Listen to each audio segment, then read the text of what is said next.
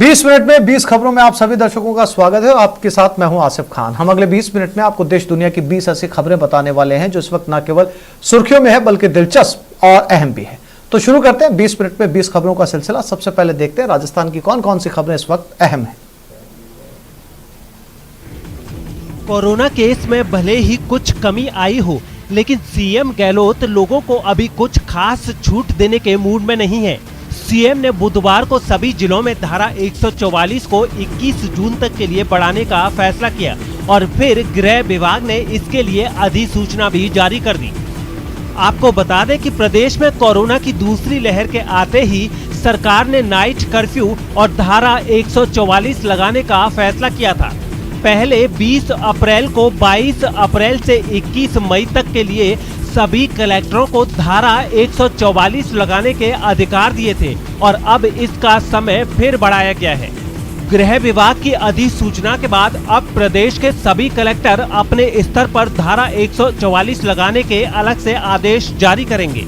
प्रदेश में 24 मई तक लॉकडाउन के प्रावधान पहले से ही लागू हैं। धारा 144 लागू होने के बाद 5 या इससे ज्यादा लोगों के इकट्ठा होने पर रोक होती है। ये शर्त लॉ एंड ऑर्डर कंट्रोल करने के लिए लगाने पर भी होती है। महामारी कंट्रोल के लिए लगाई गई धारा 144 में वैसे ही प्रावधान होते हैं, लेकिन इसे लागू करने का तरीका अलग होता है। प्रदेश भर में कोरोना की दूसरी लहर पर कंट्रोल करने के लिए ये पाबंदियां लगाई गई हैं। गहलोत सरकार ने ब्लैक फंगस को भी महामारी घोषित कर दिया है। यहाँ कोरोना से ठीक हुए लोगों में ये बीमारी तेजी से फैल रही है और इससे अब तक राज्य में 2 लोगों की मौत भी हो चुकी है। यही वजह है कि सीएम गहलोत ने पहले तो इसे राजस्थान की हेल्थ इंश्योरेंस चिरंजीवी योजना में शामिल करने का फैसला किया और फिर इसे महामारी घोषित करने का फैसला कर लिया। ब्लैक फंगस को महामारी घोषित करने के पीछे सरकार का कहना है कि इस फैसले के बाद अब इस बीमारी की प्रभावी तरीके से मॉनिटरिंग हो सकेगी, साथ ही इलाज को लेकर भी गंभीरता बरती जा सकेगी।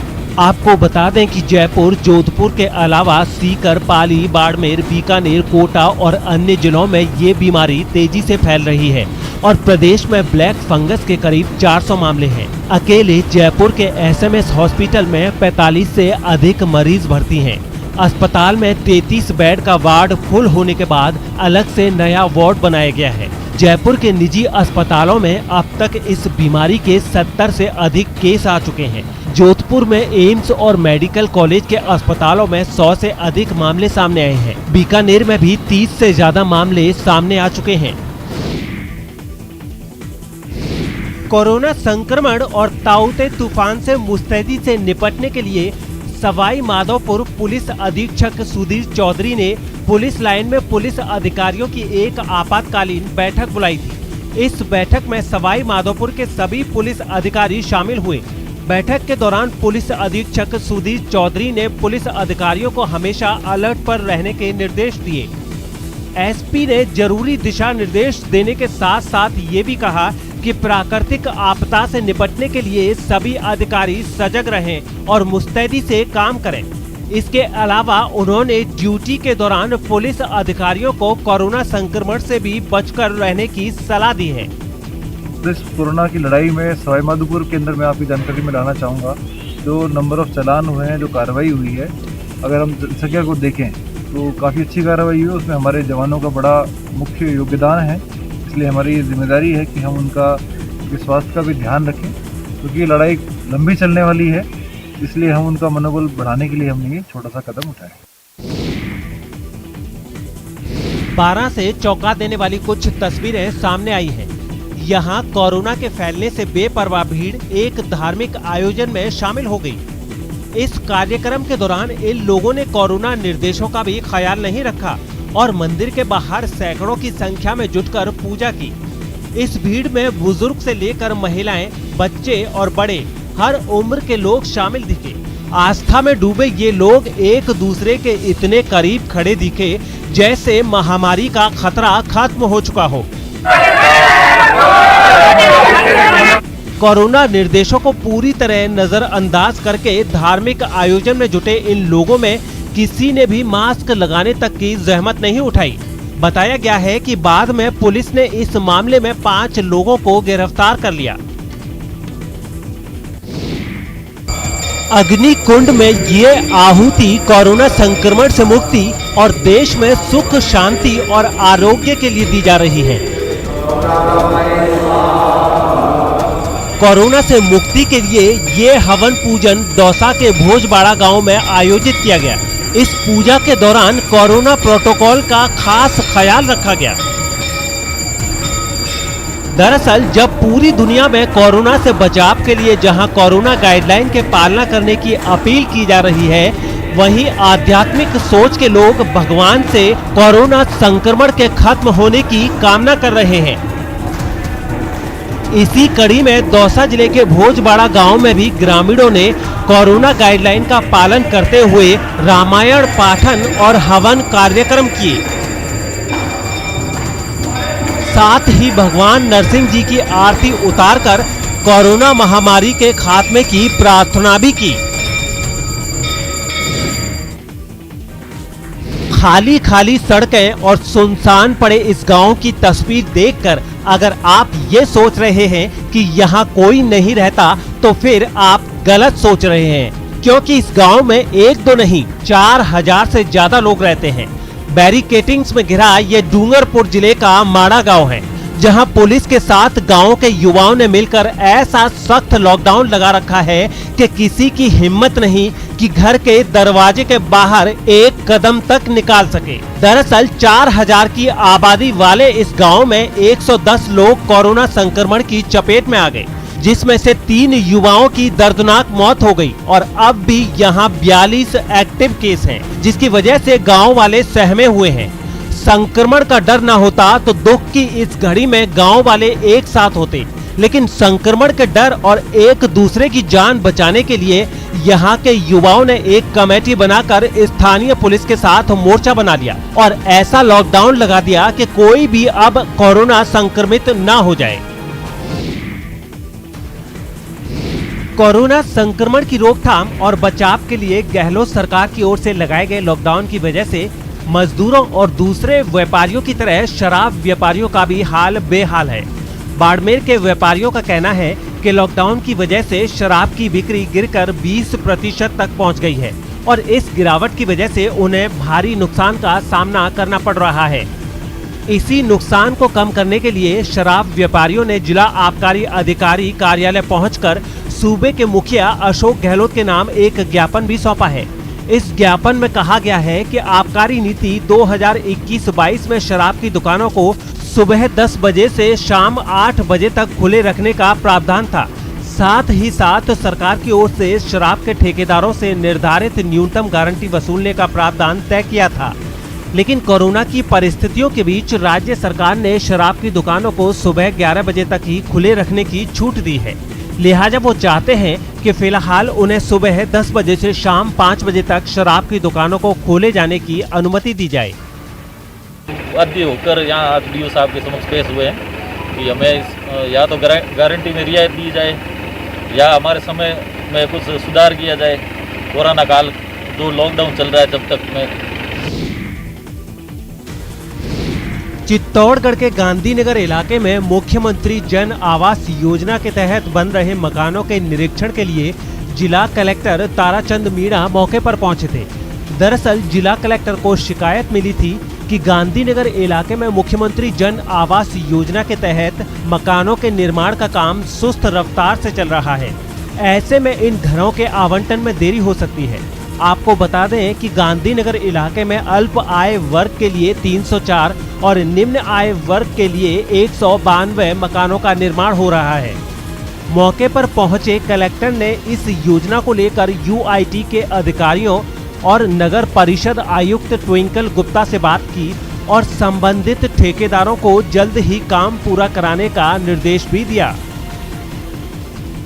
इसमें ठेकेदार का जैसा बता रहे हैं कि ठेकेदार के पास तो कुछ काम करना है, तो मैंने हमारे यूआईटी के एक्शन साहब को बोला है कि उन ठेकेदार को बुलाए, आज या कल में उनको बुलाएंगे, उनको सुनेंगे क्या इशू है, क्यों नहीं इसका काम पूरा हो पा रहा है और उसके बाद में कार्य शीघ्र पूर्ण कराने के पश्चात में इस पर प्रशासन देने की कार्रवाई करवाएंगे। इन दिनों सोशल मीडिया पर वसूली वाला ये वीडियो तेजी से वायरल हो रहा है। इस वीडियो में आरटीओ की जो गाड़ी नजर आ रही है वो जालौर के परिवहन विभाग की है और वहीं का कर्मचारी शेर सिंह वहां से गुजर रही गाड़ियों को रुकवाकर वसूली में लगा है।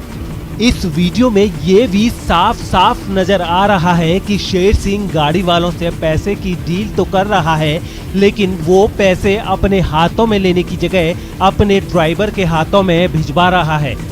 बताया जा रहा है कि ये जालौर जौफर हाईवे की तस्वीरें हैं, जहां गाड़ियों को रोककर उनके ड्राइवरों से वसूली की जा रही है। इस वीडियो को लेकर जालौर के परिवहन विभाग ने ये तो माना है कि वसूली करने वाला उसी के विभाग का कर्मचारी है और ये गाड़ी भी उन्हीं के विभाग की है, लेकिन जिला परिवहन अधिकारी का कहना है कि अभी तक ये साफ नहीं हो पाया है कि ये वीडियो कब का है। अब देखना ये है कि इस वीडियो के सामने आने के बाद आरोपी कर्मचारियों के खिलाफ क्या कार्रवाई होती है, साथ ही ऐसी वसूली रोकने के लिए परिवहन विभाग क्या कदम उठाता है। 20 मिनट 20 खबरों में अब देख लेते हैं कुछ दूसरे राज्यों की महत्वपूर्ण खबरें। कर्नाटक के कोडगु से एक चौंकाने वाला वीडियो सामने आया है। वहां एक हाथी ने बचाव दल पर ही हमला कर दिया। ये हाथी एक बड़े गड्ढे में गिर गया था, जिसकी जानकारी मिलने पर उसे निकालने की कोशिश शुरू की गई। सामने आई वीडियो में वन विभाग के लोग खुदाई करने वाली मशीन की मदद से उस हाथी को गड्ढे से बाहर निकालते दिखे। उनकी कोशिश रंग लाई और हाथी बाहर निकल आया, लेकिन जैसे ही वो बाहर निकला उसने खुदाई करने वाली मशीन पर ही हमला कर दिया। हाथी के तेवर देख वहां मौजूद लोगों ने शोर मचाना शुरू कर दिया। उसे भगाने के लिए पटाखे भी दागे गए। हालांकि बाद में वो बिना नुकसान पहुंचाए ही जंगल की तरफ भाग गया। गुजरात के अमरेली में ताउते तूफान की चपेट में आए कई पक्षियों को बचाने के लिए रेस्क्यू ऑपरेशन शुरू किया गया। कुछ पुलिस वालों ने इलाके के लोगों के साथ मिलकर इस काम को अंजाम दिया और जख्मी परिंदों को बचाकर उन्हें नई जिंदगी दी। अमरेली में चली इस मुहिम की कुछ तस्वीरें भी सामने आई। इनमें एक तस्वीर में एक पुलिस वाला एक पार्क के अंदर घायल पड़े तोते को एक कार्टन में रखता दिखा, जबकि कुछ लोग जहां तहां फंसे पक्षियों को उठाकर इलाज के लिए ले जाते दिखाई दिए। ताउते तूफान में कई पेड़ धराशायी हो गए, जिससे इन परिंदों के आशियाने उजड़ गए और उस पर भारी बारिश ने इनकी जिंदगी ही तबाह कर दी। एक दूसरी तस्वीर में कई तोते अपनी जान बचाने के लिए वहां के एक हनुमान मंदिर में दुबके दिखे, जबकि कुछ वहां की एक दीवार के सहारे छिप गए। बहुत ज्यादा नुकसान हुआ था, तो सब पक्षी को ठीक हो जाने के बाद उसको छोड़ दिए। बताया गया है कि तूफान की वजह से घायल हुए करीब 1000 पक्षियों की जान बचाई गई है। महाराष्ट्र के पुणे से हैरान कर देने वाला एक वीडियो सामने आया है, जिसमें 2 बदमाशों ने मंदिर से दान पेटी चोरी कर ली। बताया गया है कि उस दान पेटी में करीब 1.5 लाख रुपए था, जिसे चोरी कर लिया गया। इस घटना की तस्वीरें वहां लगे सीसीटीवी में भी कैद हो गई, जिनमें 2 स्कूटर सवार मंदिर से दान पेटी चुराकर वहां से फरार हो गए। दान पेटी की चोरी से पहले वो लोग मंदिर के दरवाजे को तोड़ने के लिए जद्दोजहद करते दिखे। आखिरकार एक चोर ने जोर से लात मारकर दरवाजे को तोड़ दिया और फिर मंदिर के अंदर जाकर दान पेटी उठा ली, उसे स्कूटर पर रखा और दोनों वहां से चले गए।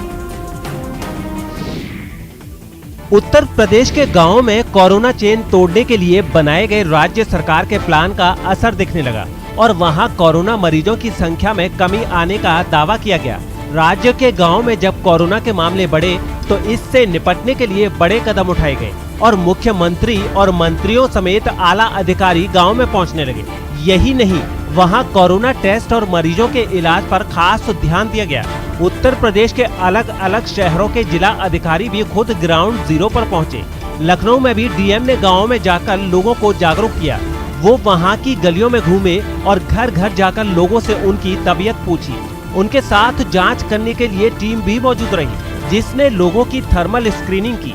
सबके इस्तेमाल के लिए ठीक है ना, अभी टेस्टिंग कर लीजिए। रायबरेली के गांव में भी कोरोना जांच तेज कर दी गई। मऊ जिले में भी सरकार की ओर से कोरोना फैलने से रोकने के लिए जरूरी कदम उठाए गए और गांव के लोगों को जागरूक करने के साथ साथ उनकी जांच भी की गई।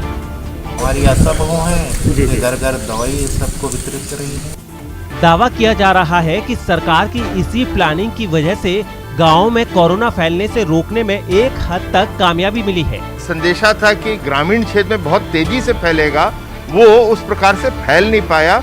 आपको बता दें कि हाल ही में उत्तर प्रदेश के गांव में योगी सरकार की ओर से चलाए जा रहे ट्रेसिंग, टेस्टिंग और ट्रीटमेंट के इस फॉर्मूले की WHO ने भी तारीफ की थी। कोरोना के खात्मे के लिए देश में कई हिस्सों में लोगों ने हनुमान चालीसा का पाठ करने के बाद हवन भी किया।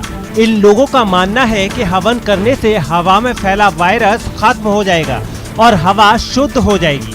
इसके लिए मध्य प्रदेश के मंदसौर में एक गांव में कुछ लोग हनुमान मंदिर पर इकट्ठा हो गए। उन्होंने हवन कुंड में गाय के गोबर के उपले और दूसरी सामग्री डालकर पूरे विधि विधान से पूजा की। ओम प्रजापते नमः स्वाहा। पूजा करने के बाद उन्होंने उस हवन कुंड को सामान ढोने वाली एक छोटी गाड़ी में रख लिया। उसे पूरे गांव में घुमाया। किसी ने उसमें घी की आहुति दी तो कई लोगों ने घरों से बाहर निकलकर हाथ भी जोड़े। हमारे पर्यावरण को और हमको स्वयं को एक ऊर्जा देती है। कुछ इसी तरह उत्तर प्रदेश के मेरठ में एक बीजेपी नेता ने कोरोना के विनाश के लिए हनुमान चालीसा का पाठ और हवन करने के बाद हवन कुंड को एक ठेले पर रख लिया। फिर वो कुछ लोगों के साथ मिलकर एक इलाके में घूमे। बीजेपी नेता कुछ देर में शंख बजाते रहे और उनके साथ मौजूद लोग जयकारे लगाते रहे। हवा को शुद्ध करने के मकसद से इसी तरह ये लोग गली गली घूमे। दिल्ली के निरंकारी कोविड सेंटर से हैरान करने वाला एक वीडियो सामने आया है, जहां कोरोना मरीजों का मनोबल बढ़ाने के लिए उन्हें डांस करवाया गया, जिसकी कुछ तस्वीरें भी सामने आई। उनमें एक तस्वीर में कुछ डॉक्टर और नर्स हिंदी फिल्मों के गानों पर डांस करते दिखे। PPE किट पहने इन स्वास्थ्य कर्मियों ने कोविड केयर सेंटर का माहौल ही बदल दिया।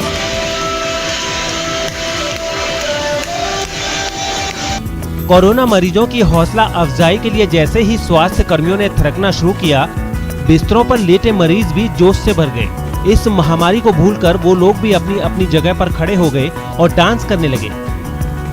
कुछ मरीज तो बिस्तर पर ही बैठे बैठे झूमते दिखे।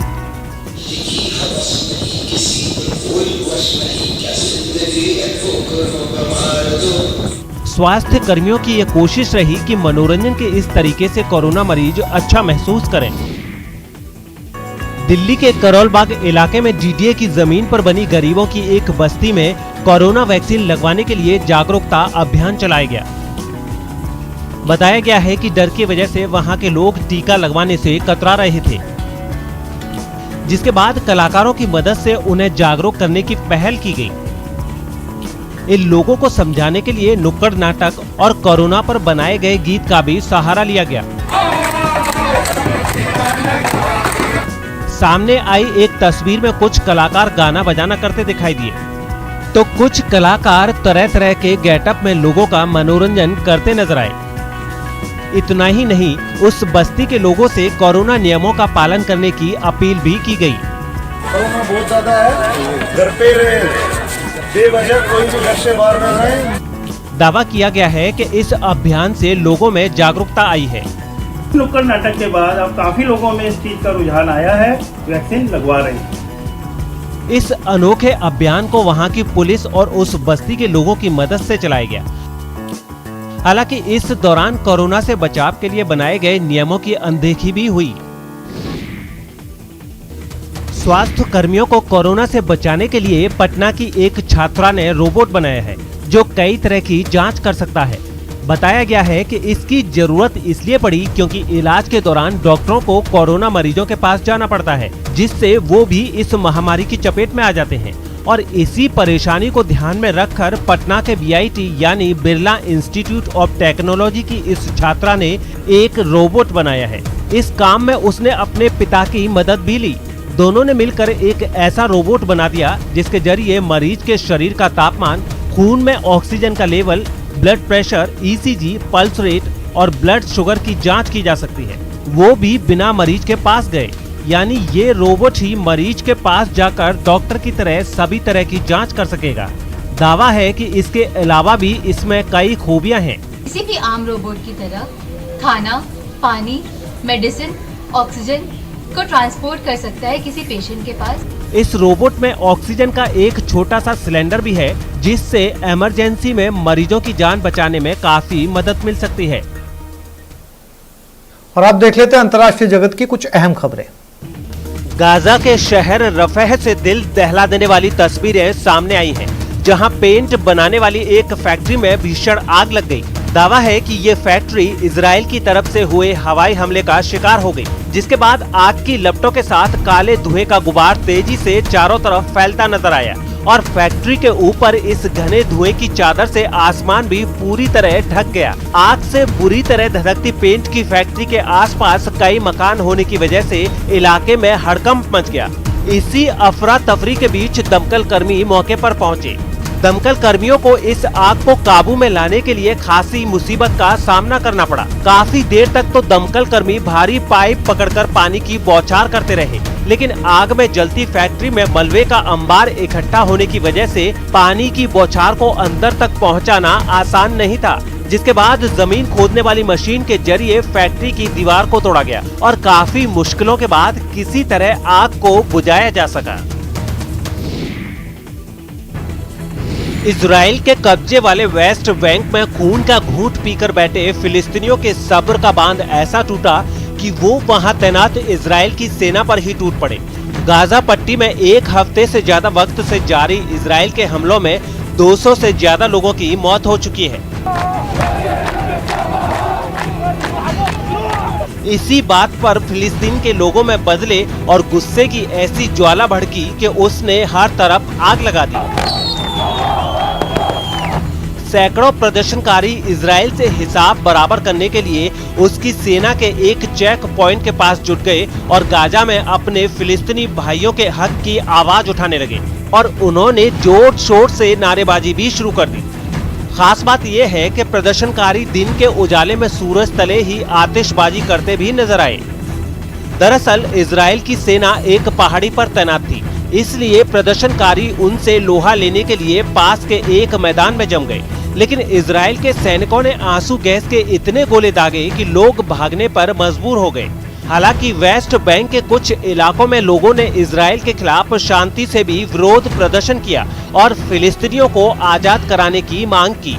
बड़े बूढ़ों के साथ छोटे छोटे बच्चे तक गाजा में इजराइल के हमलों के खिलाफ सड़क पर डटे नजर आए, लेकिन सिर्फ सड़क पर कोहराम मचाकर ही नहीं बल्कि हड़ताल करके भी फिलिस्तीन के लोगों ने अपना गुस्सा जाहिर किया। वेस्ट बैंक समेत यरूशलेम और इजराइल में बसे फिलिस्तीन समुदाय के लोगों ने अपनी दुकानों के शटर गिरा दिए, जिससे बाजारों की रौनक छिन गई और सड़कों का नजारा तो ऐसा हो गया जैसे वहां कर्फ्यू लगा हो।